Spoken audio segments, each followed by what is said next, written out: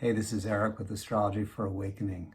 Before we get into today's topic specific around Venus moving into Sagittarius, I want to say a few things about astrology for awakening. And it's that every astrological pattern, whether we're talking about a planet in a sign like we're going to be considering today, or whether we're looking at your chart, your natal chart, and the relationship of two planets or more to each other, or whether we're talking about the movement of the heavens now, the transiting movements and their relationship with your natal karma, every single pattern is a koan,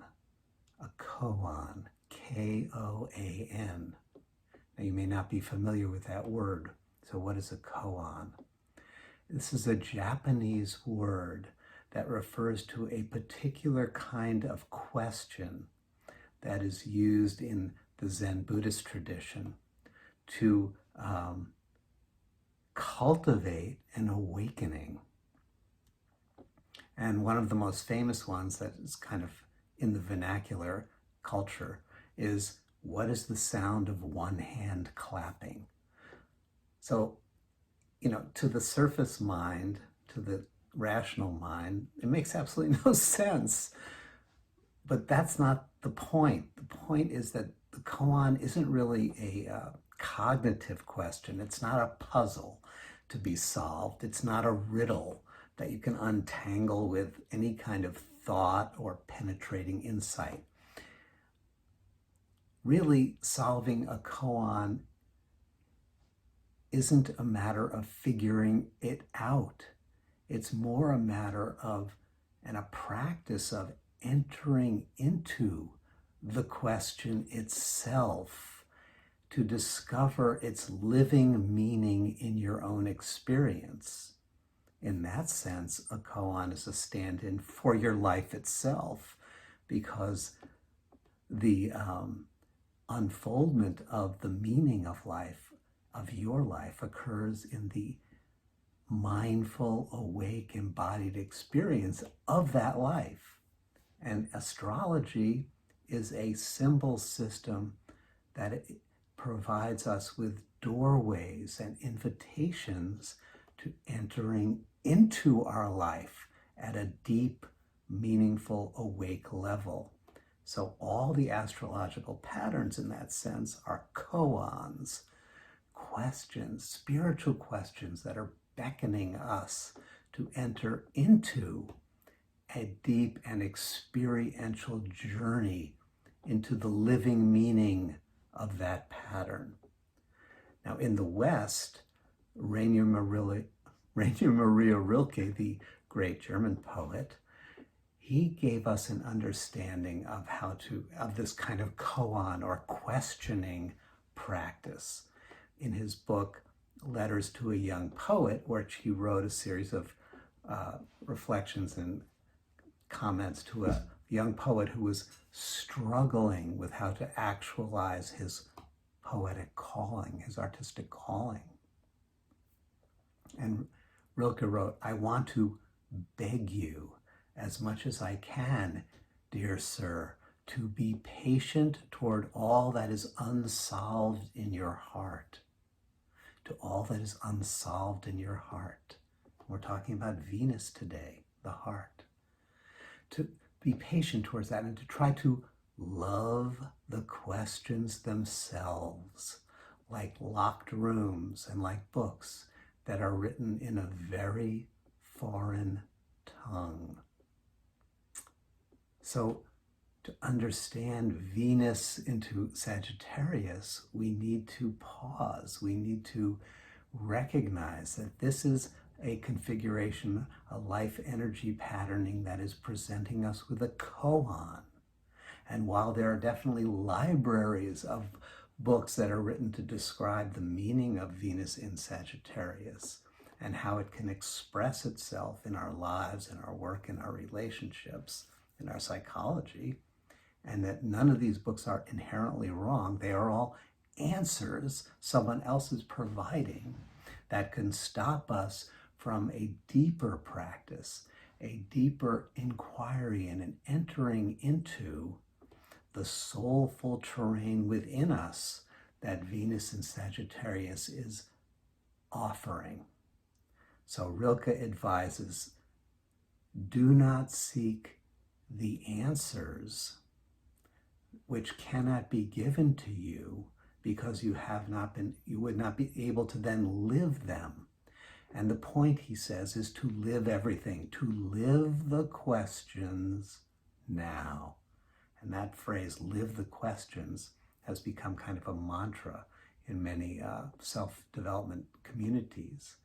He says, live the questions now, and perhaps you will gradually then, without noticing it, live along someday, distant day, into the answer. We're the last to know if we have the answer, but we can be the first to commit to the question. So Venus into Sagittarius offers a question. Now, Venus, remember, is the impulse of relatedness. It's the consciousness that loves, that connects, that feels, and that fosters a revelation and an integration of that deep erotic, the eros network that holds all of life together. And Venus seeks to realize that erotic connection, that love connection. And it always has an intimate agenda to connect deeply, to embrace and to nurture love. As Venus travels through the Zodiac, she's exploring and expressing this relational agenda in 12 archetypal ways. Remembering they're archetypal ways, which mean they have infinite numbers of specific expressions, but 12 archetypal primary ways of manifesting and ways of exploring the journey of relatedness.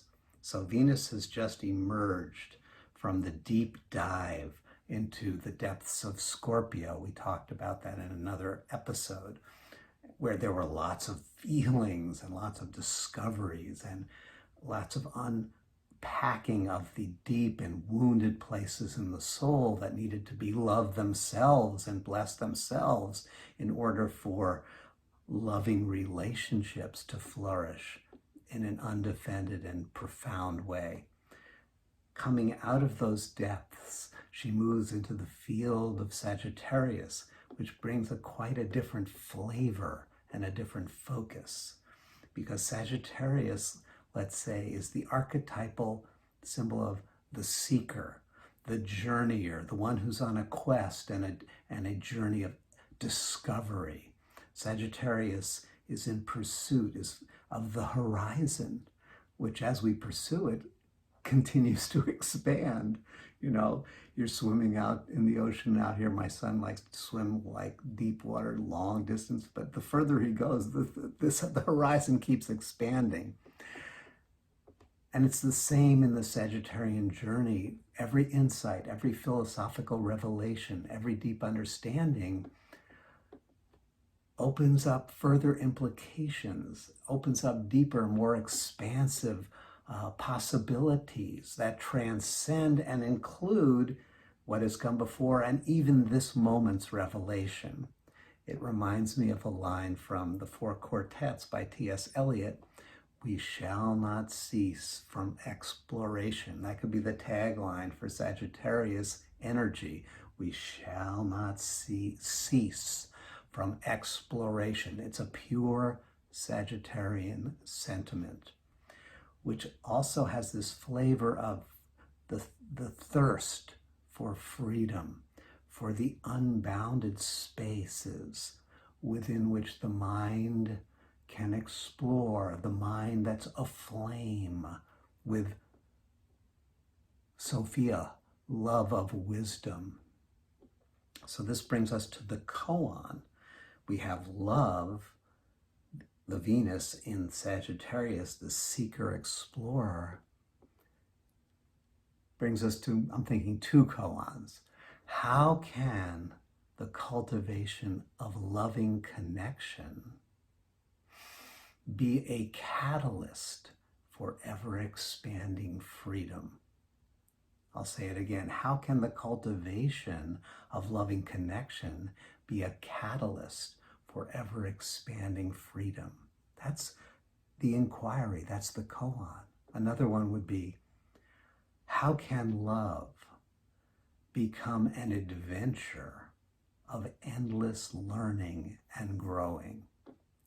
So these are two ways of expressing the koan that Venus into Sagittarius is inviting you and me. It's inviting us to explore in our relationships.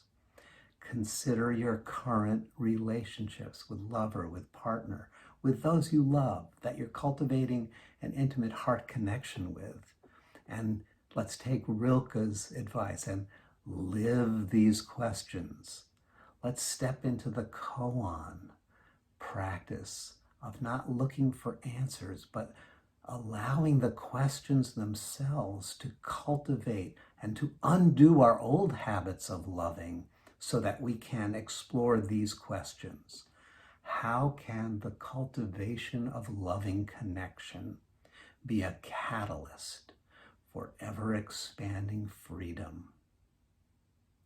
How can love become an adventure of endless learning and growing?